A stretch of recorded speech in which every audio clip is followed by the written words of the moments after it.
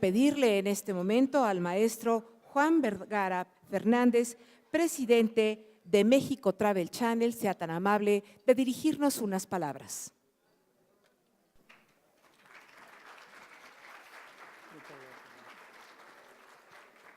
Muchas gracias y muy buenas tardes a todas y a todos ustedes por acompañarnos en esta comida.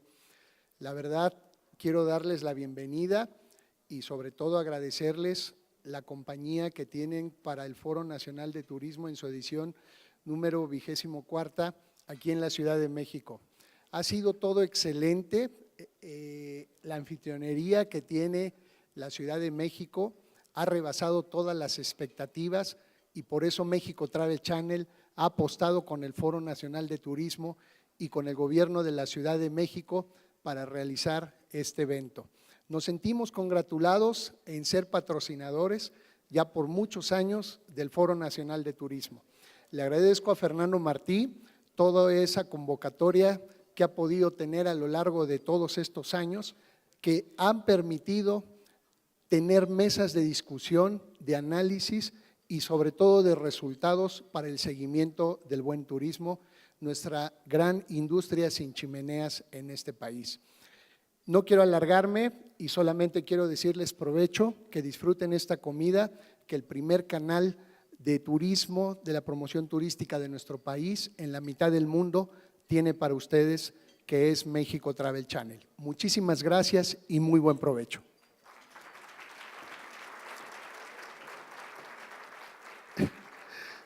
Estaba yo platicando con Carlos en la mesa, con el doctor Elizondo, y le digo, ¿cómo quieres que presente tu plática? Me dice, como una conferencia. Así que vamos a tener el gran honor de recibir al doctor Carlos Elizondo Meyer para su plática, El turismo, una industria secundaria. Recibámoslo con un fuerte aplauso. Gracias.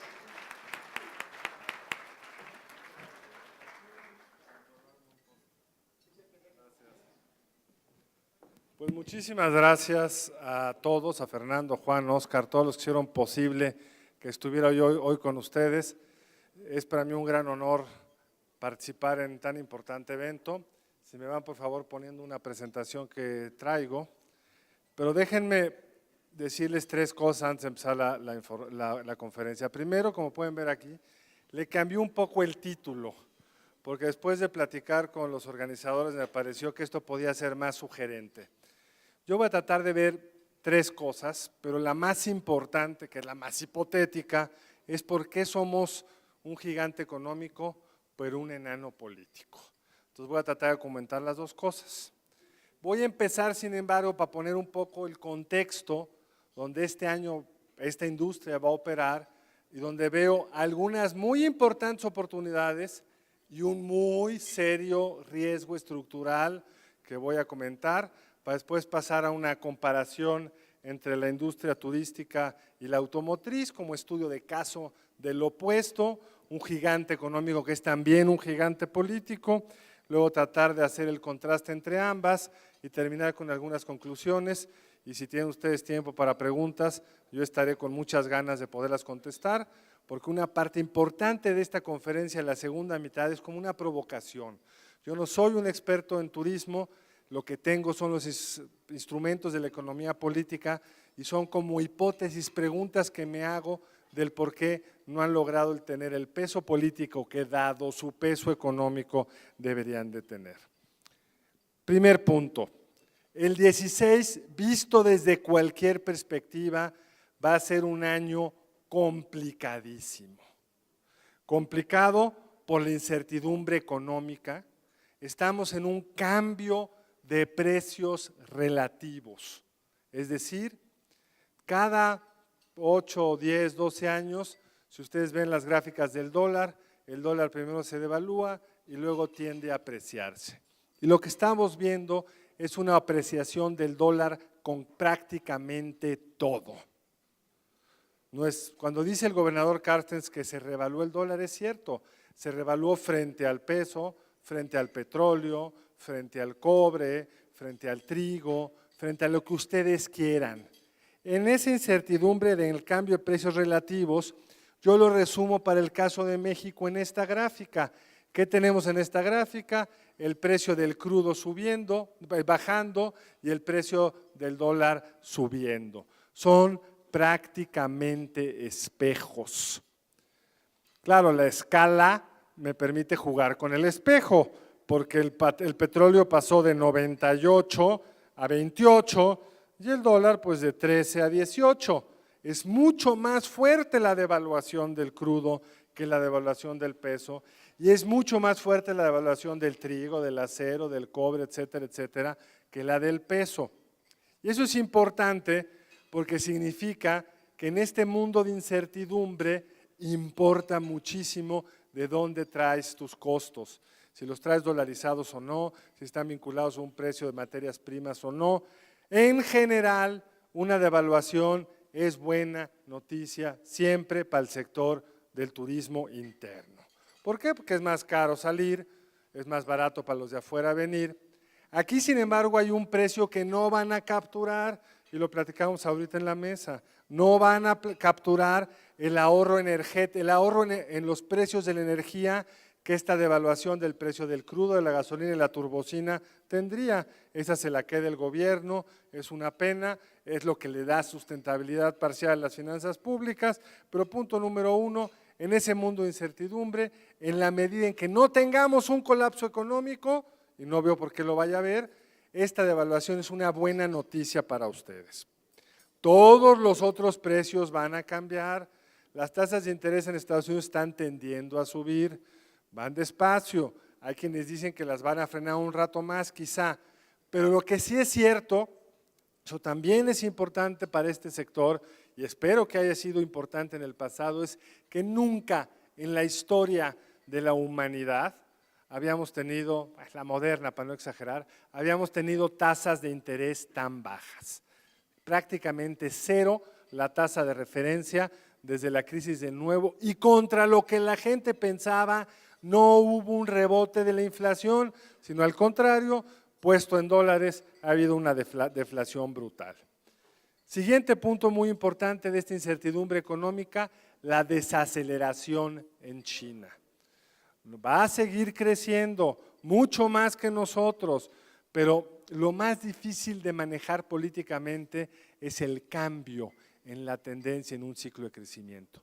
Lo vivimos en México, si López Portillo y Echeverría se aferraron en seguir creciendo a pesar de que lo estaban haciendo cada vez con bases más frágiles, es porque les daba terror políticamente frenar la maquinaria del crecimiento.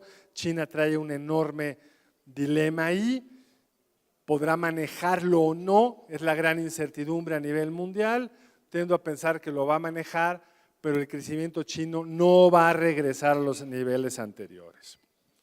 Siguiente punto, tenemos la peor incertidumbre geopolítica en varias décadas. El ejemplo extremo es, por supuesto, París, un atentado terrorista en el centro de una de las ciudades turísticas por excelencia, con las implicaciones que ustedes conocen, y esa incertidumbre va a seguir. Y si se las pudiera resumir en una frase, Estados Unidos está regresando hacia sus fronteras. Hay una presión política interna en Estados Unidos hacia participar menos en el mundo, lo vemos en el discurso de Trump y de Sanders, lo vemos en las decisiones del presidente Obama respecto a las del presidente Bush. Los Estados Unidos cada vez tienen menos interés de estar participando, en particular en el Medio Oriente, por muchas razones. La más importante es que cada vez les importa menos el crudo del Medio Oriente, porque cada vez tienen más propio, pero en política, lo saben ustedes bien, todo espacio lo llena alguien y lo están llenando Rusia. En toda la Guerra Fría, Rusia nunca se atrevió a tener una base permanente en un país del Medio Oriente y desde ahí bombardear a los enemigos del régimen al que estaba queriendo apoyar. Eso lo hizo Rusia sin consecuencias. Pero Turquía quiere participar en Siria y se está peleando con Rusia, ya le tiró un avión, Turquía es parte de la OTAN, Arabia Saudita quiere defender a los sunitas que quedan y es un aliado de Estados Unidos, hay un potencial explosivo en esa zona, en Europa Oriental. Si ustedes me hubieran preguntado, ¿van a los rusos alguna vez tomar por la fuerza Crimea? Yo les hubiera dicho, eso no es posible, lo tomaron sin consecuencias. En China, la soberanía que reclaman sobre el mar de China, estas islas que han convertido en bases, no me detengo más, no es el tema, pero importa en el sector porque esa incertidumbre geopolítica, lo voy a ver en un momento, nos ayuda si no se pone la cosa mal. Y luego tenemos la incertidumbre electoral en Estados Unidos. Yo no pensé que este señor hoy estuviéramos hablando como el probable candidato del Partido Republicano, cuyo mensaje central vis a vis a México es: voy a poner un muro, voy a gravar fiscalmente al empresario que se venga a poner empleos a México, voy a retener una parte de las remesas, voy a hacerle la vida difíciles a los ilegales para que se regresen a su país. No sé si lo pueda cumplir, sospecho que no, todavía creo que no va a ganar a la hora que se compita en la constitucional. Algunas de las cosas que dice son muy difíciles, pero la candidata Hillary se está desfondando con una persona que parece en el espectro político de Estados Unidos más a la izquierda que López Obrador en el escenario político mexicano. Es increíble el discurso de Sanders, que pueda tener éxito, lo está teniendo, también es de una forma distinta, no agresiva, pero también es un discurso de un Estados Unidos que se cierra, de un Estados Unidos proteccionista, y esto es pésima noticia para México. Todavía la moneda está en el aire, las encuestas todavía indican que Hillary debería de ganar, pero cada vez las encuestas han estado fallando. Los expertos pensaban que para hoy Trump se hubiera desfondado y claramente no lo ha hecho. Ahora bien, aún en este contexto horrible hay oportunidades turísticas para México. Lo primero es que, salvo que se nos descomponga Estados Unidos, esta es la colonia correcta. Aquí no tenemos las incertidumbres geopolíticas del Medio Oriente, de Europa Oriental, de Asia, tampoco tenemos las tensiones religiosas que llevan a poner bombas como quienes las pusieron en París. Es un país católico pero secular, fervoroso pero respetuoso de las otras religiones, y tenemos también un régimen democrático. Con todas sus imperfecciones, la democracia da algo, da certidumbre relativa respecto a su capacidad de acomodar conflictos. Si lo de Ayotzinapa no se volvió una primavera de Egipto, es porque estas instituciones, vienen las elecciones, se acomodan los distintos actores, hay cambio de élites en el poder, hay expectativa, etcétera, etcétera. Imperfecto, pero da una cierta certidumbre política, y por supuesto tenemos un manejo económico razonable dentro de este realineamiento de precios, porque lo peor para un sector como el de ustedes es mucha incertidumbre. Las tasas bajas son potencial para tomar deuda, pero si tienen incertidumbre no la van a tomar. Y la buena noticia es que en este mundo incierto, el crecimiento esperado de México es bajo, pero estable. Esto es lo que ha crecido México hasta el 15, que es el estimado. A partir del 16 son los pronósticos, pero compárenlo con Brasil.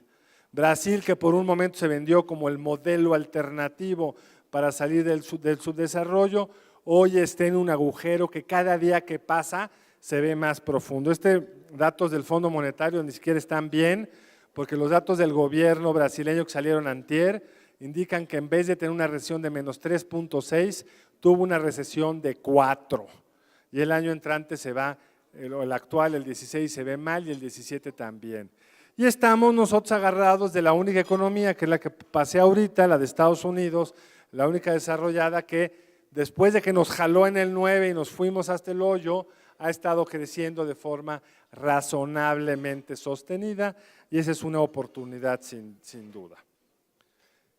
Entonces es un contexto en general de oportunidades, es un contexto en general en el que tenemos, yo creo, pues buenas condiciones para sostener lo que ha sido la expansión de esta industria, pero sí hay un reto fundamental para mí en el turismo. Hay muchos pequeños y potencialmente costosos, como la epidemia de Zika, etcétera, pero a mí el que más me preocupa es la seguridad. Digamos, esta es la tasa de extorsión pública, la que publica el gobierno. No sé cuánto les pegue a ustedes, yo en esta tasa no creo. Lo que sí sé es que en el episodio de violencia del 11, o que culmina en el 11, el turismo cayó por miedo. A nadie le gusta ir a donde ruedan cabezas y nadie pregunta si las cabezas rodaron en Sinaloa, nadie pregunta si eso está junto a Quintana Roo. El gobierno nos dijo, respecto al único dato que tenemos, que es el de homicidios, nos dijo el gobierno, el secretario de Gobernación nos dijo, respecto a la tasa de homicidios, nos dijo, vamos a mantenernos, no hay mayor incremento en la tasa de homicidios, decía, lo verán ustedes en lo que reportará el INEGI, y los reportes que ya tenemos son que por primera vez desde el pico horrendo del 11, la tasa de homicidios está repuntando. Yo no tengo idea si es un saltito y va a regresar la tendencia a la baja. Sí sé una cosa, o creo saber, que creo que como sociedad y en particular ustedes como empresarios no hemos estado haciendo toda la presión respecto a resolver este tema que le representa al país no solo un costo horrible en términos de bienestar de las poblaciones afectadas, sino en términos de inversión, en términos de su sector, mucho negocio que no se hace por miedo. Ahora, claro, las tasas de homicidios a nivel Estado, como indicador de la violencia, no es perfecto, pero algo nos dice, van desde los 55 homicidios por cada 100,000 habitantes, no expliqué bien, este es por cada 100,000 habitantes, teníamos un homicidio que casi había bajado a 9, subió a más de 20, ha estado bajando y repuntó ligeramente. Si lo vemos por entidades, pues tenemos un Guerrero con casi 60 homicidios por cada 100,000 habitantes y tenemos un Yucatán con menos de 5. Nosotros que somos mexicanos sabemos que en Yucatán no hay problema de violencia, pero si Guerrero se descompone aún peor y se vuelve noticia de primera plana, para alguien que no conoce México le puede preocupar ir a Yucatán.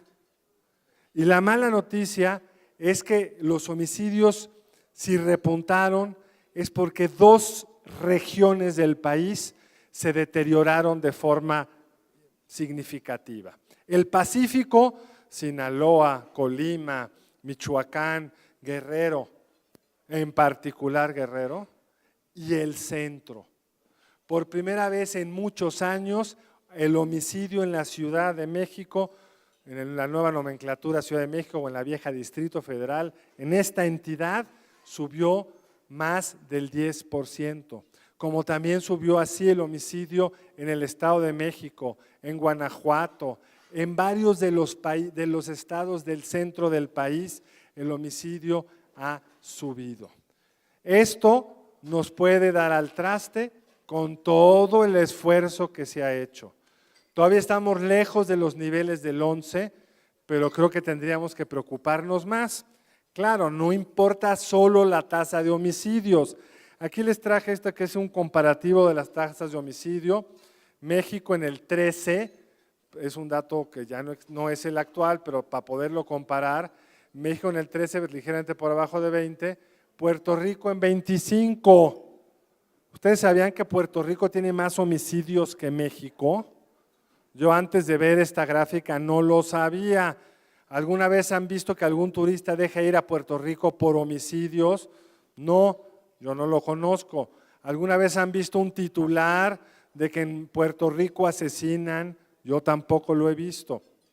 La gran diferencia en México respecto a Puerto Rico, a la que afortunadamente no hemos regresado y espero no regresar nunca, que fue la que les implicó un costo gigantesco en términos de atracción de turismo extranjero, fueron esas notas que del 6 en adelante se volvieron muy comunes, que no solo llegaba un grupo criminal a asesinar, sino que colgaba los cabezas, los cuerpos en un puente, aventaba 25 cadáveres acá, 30 allá, todo para que se viera, porque lo que estaban queriendo convencer a la población es que ellos mandaban. Eso no lo estamos viendo en esa misma proporción. Eso es lo que se volvería, si se regresara a esos horrendos niveles, un foco rojo en materia de turismo. Porque si hoy el homicidio en la Ciudad de México ha subido, lo sé yo que veo las encuestas, quizá lo perciban algunos de los que viven en la Ciudad de México, pero no lo sabe nadie afuera, porque no hemos tenido un incidente mayúsculo, no se han acumulado una serie de homicidios vistosos, visibles. Eso es nuestra protección hasta ahora, pero no hay que bajar la guardia. Esa es mi advertencia, mi riesgo. Vamos a pasar ahora a una rápida comparación entre algunos indicadores económicos del sector automotriz y del sector turístico. Y vamos a empezar por algo que ustedes conocen, pero vale la pena verlo resumido de golpe. Es esa gran transformación que hemos visto en México desde mediados del sexenio del presidente Lamadrid, que estas son las exportaciones petroleras. Si ustedes se fijan en la gráfica, en el 82 versus el 83, no cambiaron gran cosa las exportaciones petroleras y el país se colapsó porque los precios de petróleo dejaron de subir. Óscar lo recordará bien, había la expectativa de que para 83 los precios estuvieran en 50 y se quedaron en 25 y eso fue suficiente para que la economía colapsara. Este año, entre el pasado y el petróleo ha pasado de 90, en algunos momentos a poquito arriba de 20 y la economía no se ha colapsado porque lo que se transformó en estos casi 30 años fueron las exportaciones no petroleras. Eso transformaron la dependencia del precio del crudo y del volumen mismo de la producción. La caída es minúscula respecto al gran volumen. Tiene costos, en Campeche la economía trae una recesión muy fuerte, pero en promedio la economía mexicana no lo ha resentido. Y México se volvió un productor de manufacturas. Esto es de todas las exportaciones de manufactura que hace el mundo, México no pintaba y ahora trae 3.9, casi 4. Este es Estados Unidos, no hizo más que perder mercado, Canadá, Brasil que nunca despuntó, Alemania que se defendió. ¿Y qué fue lo que pasó? Apareció China. Este es el mundo de los chinos. Si el TLC no tuvo mejor impacto en México del que tuvo, fue por varias razones, pero una de ellas fue la irrupción china que sacó a muchos del mercado. Nosotros logramos ganar market share, pero por supuesto mucho más despacio de lo que lo hubiéramos logrado por la irrupción china. Ahora bien, en una industria que es de la que vamos a hablar un poco más, este es el total de todas las exportaciones mundiales de autos, México hace ya más del 5%. Vean Estados Unidos cómo se movió, Canadá hoy exporta menos autos que México, Brasil nunca ha pintado y el propio Japón ha caído. Ha caído porque ahora los hace en México. Ese Nissan que antes se hacía en Osawa o donde se hiciera, ahora se hace en Aguascalientes. Eso genera un enorme valor agregado aquí en México. Estas son las exportaciones mensuales del sector automotriz. La tendencia es muy clara. Esta es la balanza comercial del sector automotriz y la balanza del sector manufacturero es negativo, lo platicábamos en la mesa, el del turismo es positivo, el de la automotriz, si sumas todo lo que exportamos versus todo lo que importamos, es un saldo muy positivo. Vamos a verlo rápido respecto a turismo. Ustedes lo saben bien, son datos que me proporcionó Óscar, le agradezco mucho, pero resumen muy bien la situación del turismo. Me subrayaron aquí, todos saben de turismo, no hables mucho de ello, no voy a hablar mucho de ello, solo comparar. 10º en entrada de turistas, México, pero en ranking de gasto promedio por turista somos el 36 y en ingresos por turismo somos el 22. Entonces, claro, no solo tendríamos que ser capaces de aumentar el número de turistas, sino tenemos que idearnos formas para que gasten más y poder entonces captar más divisas. Pero es una industria que genera un importante saldo positivo y como pueden ver ustedes, creciente. Ya estamos casi en los 8,000 millones de dólares. Y si lo comparamos en empleo, aquí es donde el turismo se vuelve un gigante que nada tiene que ver frente a la automotriz. Según los datos públicos, hay casi 4 millones de empleos vinculados al sector turismo, mientras que en automotriz llegarán a 780 o algo así. El número es claro, la tendencia de la automotriz es mucho más pronunciada, pero el volumen, el impacto en bienestar que puede tener el sector turismo es mucho más que la automotriz, que aunque haya cada vez integradose mejor con la planta productiva nacional, sigue teniendo mucho de ensamblar producción que viene de afuera, mientras que ustedes podrían tener un aún mayor encadenamiento con el resto de la economía. Ahora bien, el sector automotriz tiene una enorme capacidad política. Yo creo que ustedes lo ven, tiene una asociación muy vocal. Los gobernadores se pelean por tener una planta. ¿Cuándo han visto un gobernador que se pelea por traer un hotel? Este hotel me lo voy a traer para acá y entonces vamos a ser el mejor hotel y les voy a dar subsidios. Eso no pasa en este sector.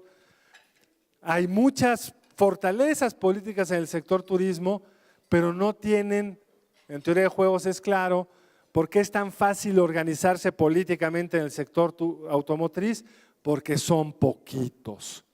¿Quiénes son los que organizan todo el peso político de la asociación? Las armadoras, que aunque son más que en el pasado, todavía son, si recuerdo bien, son 13 o algo así, son poquitas. ¿Cuántos son ustedes? Muchísimos. Ponerse de acuerdo a ustedes es muy difícil. 2, son empresas extranjeras todas. Tienen costumbre de asociarse en otros lugares, de trabajar conjuntamente. Saben los gobernantes, y esto no es trivial, que andar sobornando una empresa automotriz es difícil. Si le pones obstáculos y quieres una extorsión a cambio, o sea, a lo mejor te denuncian con la embajada y de la embajada llega a la Secretaría de Economía o al presidente o al gobernador. Son empresas que no son tan sujetas a uno de los grandes problemas de que es la extorsión gubernamental y han sido muy competentes para obtener subsidios. Saben ustedes que hoy el Bronco está peleado con Kia porque dicen que los subsidios que le dieron fueron muchos. No tengo idea si fueron muchos o pocos. Lo que sí sé es que se pelean los estados por traerse una planta porque es muy sexy tener planta. Los gobernadores lo presumen. Cada vez que habla con uno de ellos te está contando, creo que ya se va a venir la planta y no sé dónde. ¿Cuándo han visto a los gobernadores presumir que va a venir un nuevo hotel? Yo no lo he visto. Y finalmente, han hecho una labor de informar periódicamente al público admirable. Todos los meses, a principios del mes, sabemos cuántos coches exportaron, cuántos se vendieron, cuál fue el que exportó más, cuál fue la nueva planta, cuál es la que viene. Tienen los titulares de los periódicos por lo menos un par de veces al mes. Han logrado concentrar todo ese poder para poder colocarse en un lugar mediáticamente muy visible y si a la gente le preguntas de bote pronto, pues qué sector es importante, seguramente te dirán el automotriz. ¿Qué pasa con ustedes? Pues es la contraparte. Aquí hay muchos jugadores, muchos, de todos tamaños, cadenas, nacionales, extranjeros, de costa, de ejecutivos, de todo. Y claro, los intereses de cada uno de ustedes son distintos. La labor de agregarlos es muchísimo más complicada. Y eso que tuvieron un triunfo político hace ya, corríjanme, fue con el presidente de la Madrid, que fue la creación de la Secretaría de Turismo, ¿no? ¿O fue previo? ¿Fue con López Portillo? ¿Con el presidente López Portillo? Desde Echeverría. No hay una Secretaría de la Industria Automotriz. Está la de Economía, que tiene muchas otras cosas que hacer. Ustedes tienen una secretaría a su cargo y para su desarrollo. Tienen en general, como nos acompaña hoy el secretario de Turismo de la Ciudad de México, un secretario en todas las entidades y sin embargo no se ha podido tener la misma presión que en el caso de la automotriz. Hay actores muy distintos, con intereses muy distintos. Por ejemplo, casinos o no en Cancún. Pues yo he oído las dos versiones, los que se oponen hasta con los uñas porque les parece que hundiría el sector, o los que dicen es lo que nos salvaría. La automotriz nunca van a ver una divergencia como esa. Incluso si a Kia le dieron un subsidio muy grande, nunca van a ver a la Volkswagen protestando porque el subsidio de Kia fue más grande que el suyo. La vez que entra tratarán de sacar un subsidio aún más grande, pero siempre se manejan en unidad. Y luego tienen obstáculos de todos tipos. Algunos por leyes que podríamos pensar que están bien intencionadas, como esta ley que hay que proteger al mangle como si fuera uno de mis hijos, hasta todos los permisos que se requieren para construir un hotel pequeño en una zona donde no hay el uso de suelo adecuado.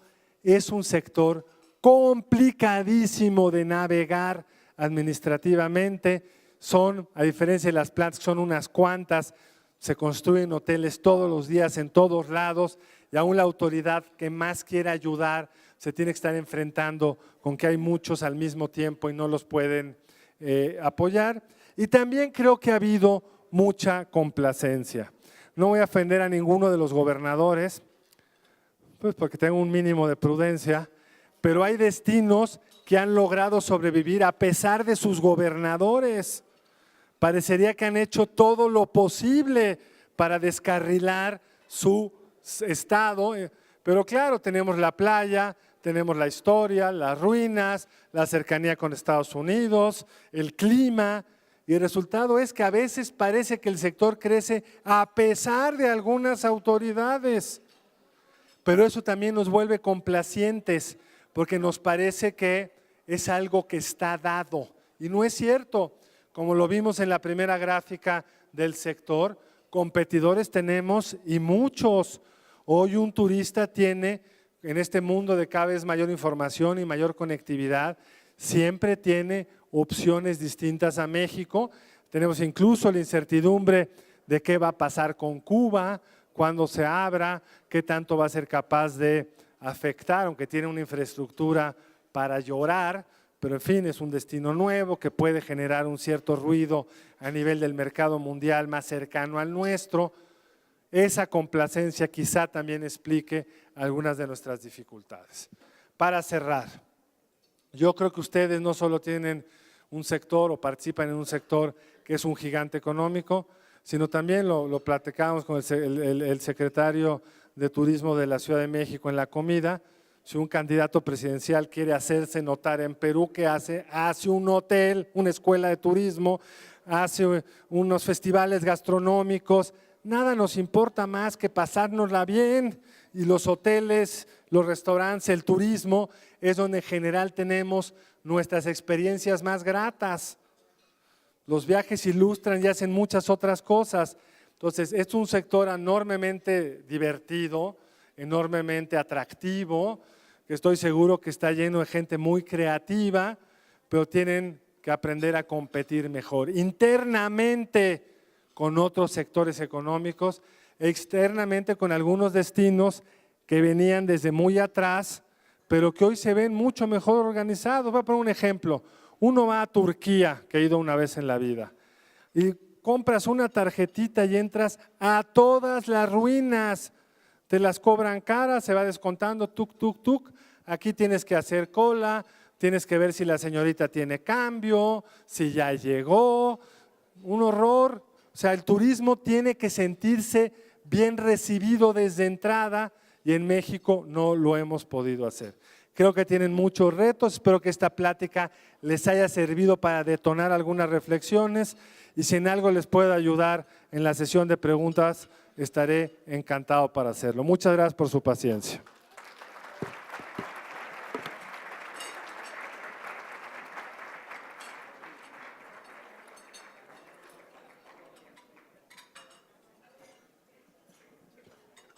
¿Habrá alguna pregunta?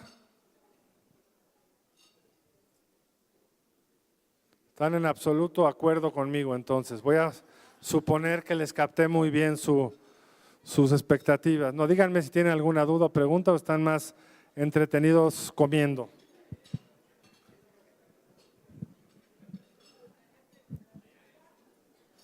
Sí. Ahí va el micrófono.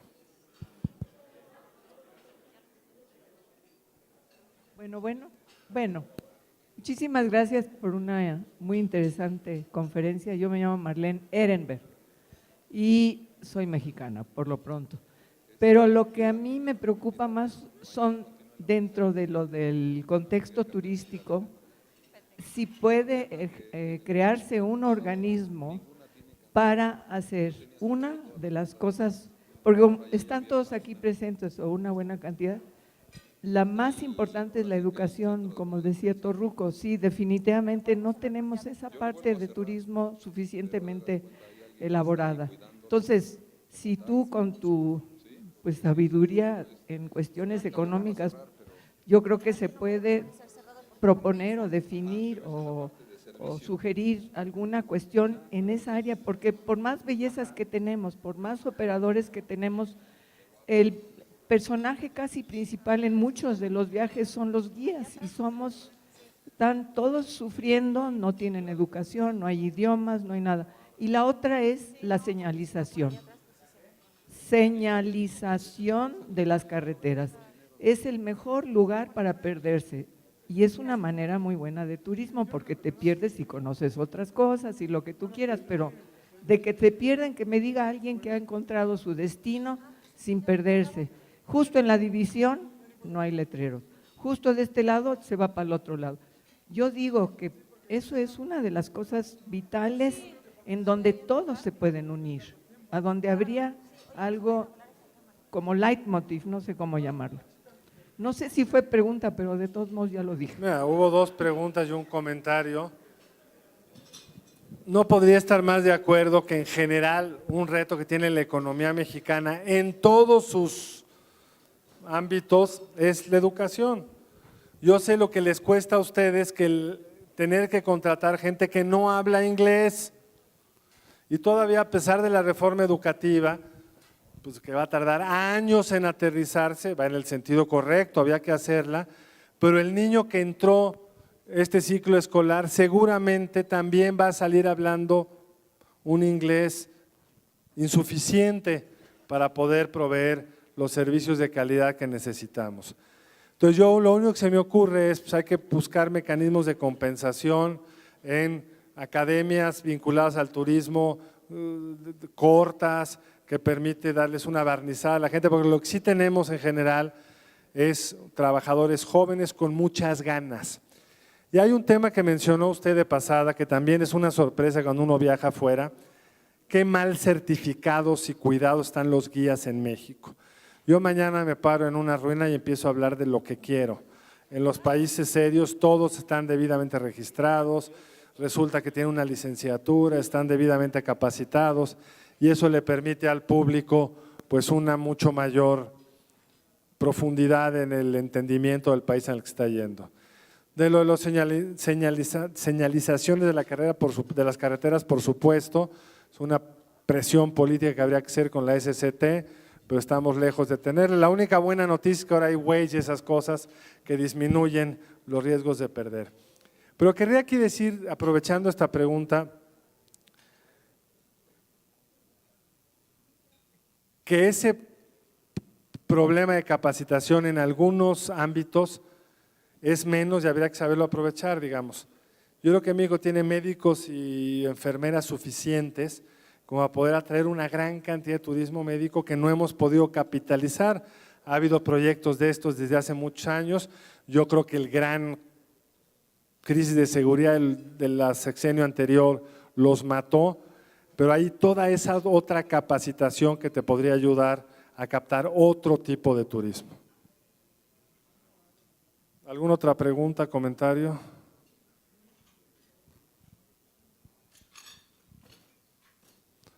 Pues si no hay más, los voy a acompañar en el postre. Muchas gracias.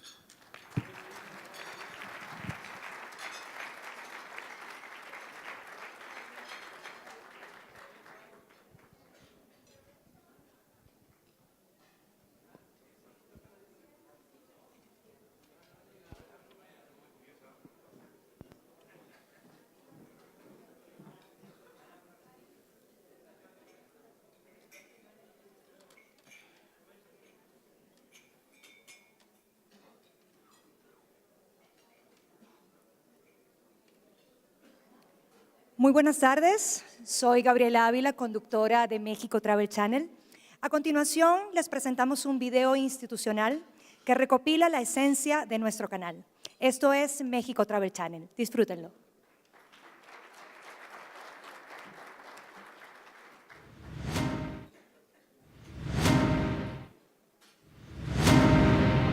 México, territorio de culturas y tradiciones, ancestral y cosmopolita, diverso y majestuoso. Es por eso que México Travel Channel es el primer canal dedicado integralmente a la producción y transmisión de contenidos turísticos de México para Iberoamérica y el mundo. Nuestra programación está especialmente diseñada para vivir una experiencia única a través de la pantalla de alta definición. En México Travel Channel sumamos la generación y transmisión de contenidos propios con producciones asociadas de altísimo nivel. Somos un canal privado que cuenta con sociedades estratégicas para la producción y distribución de contenidos en México, Estados Unidos, resto de América y Europa. Contamos con una amplia cobertura a través de los principales sistemas de televisión de paga, sumándose nuevos distribuidores día a día. La programación de México Travel Channel es incluyente, accesible, versátil y se renueva permanentemente. Nuestro equipo humano está formado por talentosos comunicadores, expertos periodistas, conductores, junto con tecnología de última generación e instalaciones de nivel internacional. Nuestro canal es reconocido por los organismos nacionales e internacionales del sector turístico como el referente único y de excelencia para presentar a los destinos de México al mundo.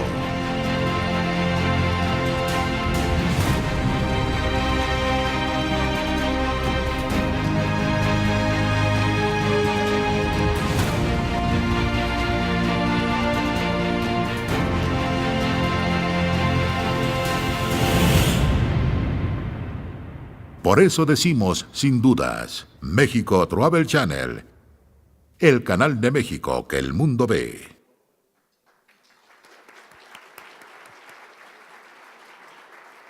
Gracias por su atención. Esperamos que hayan disfrutado de esta pequeña muestra de lo que es México Travel Channel. Y les comento además que ya estrenamos oficina en el Distrito Federal, en el edificio 250, Capital 250. Y en nombre de todo el equipo, muchísimas gracias por acompañarnos en esta comida. Buenas tardes y muy buen provecho.